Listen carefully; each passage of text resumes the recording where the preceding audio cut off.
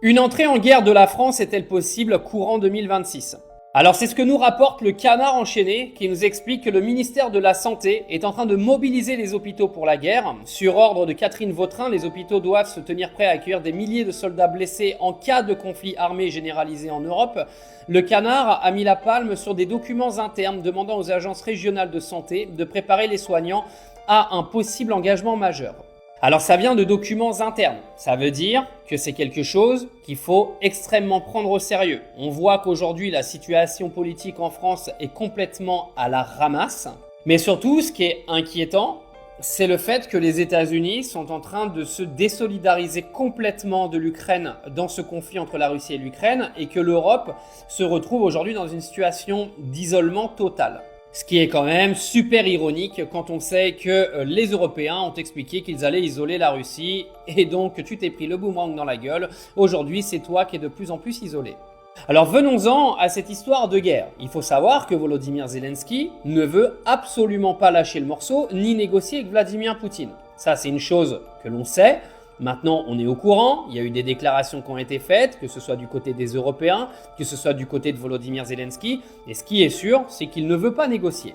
Donald Trump, la nuit dernière, est venu expliquer que si Volodymyr Zelensky ne voulait pas négocier, les États-Unis allaient sanctionner l'Ukraine financièrement.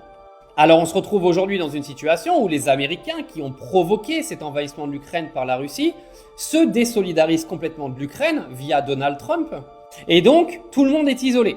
Donc la probabilité que l'Europe soutienne l'Ukraine toute seule est énorme, surtout quand on écoute les discours d'Emmanuel Macron et des politiques en France qui viennent nous expliquer que la Russie est clairement une menace pour l'Europe. Et une Ukraine et une Europe qui n'est plus soutenue par les États-Unis va être obligée de prendre des décisions. On voit bien qu'il y a une séparation aujourd'hui dans le discours des Américains et des Européens, et les Européens ne veulent absolument pas que l'Ukraine cède. Poutine, lui, quand il va arriver à la table des négos, il va dire « je veux le Donbass, je veux tout ce que j'ai demandé et je négocierai aucun territoire ». Et donc les négociations vont être au point mort. Mais que va faire l'Europe sans les États-Unis, qui est clairement aujourd'hui l'arme numéro 1 des négociations entre les deux pays? Moi je pense que le scénario est plutôt clair et facile à anticiper.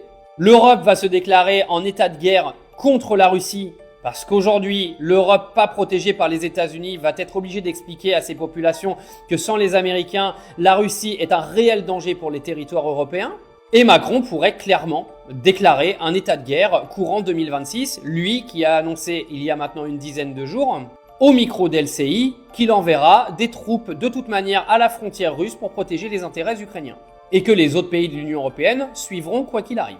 Je tiens à rappeler quand même à beaucoup d'entre vous que les élections de 2027 se rapprochent de plus en plus, qu'Emmanuel Macron sait que de toute façon Renaissance ou le nouveau nom qu'il donnera à son parti ne pourra pas gagner les élections.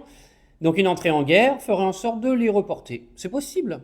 Prenez ce scénario-là en compte. Moi, ça fait à peu près 2-3 ans que j'en parle. Je pense que la France va entrer en guerre avec la Russie avant 2027. Et je pense que vous êtes beaucoup à penser la même chose.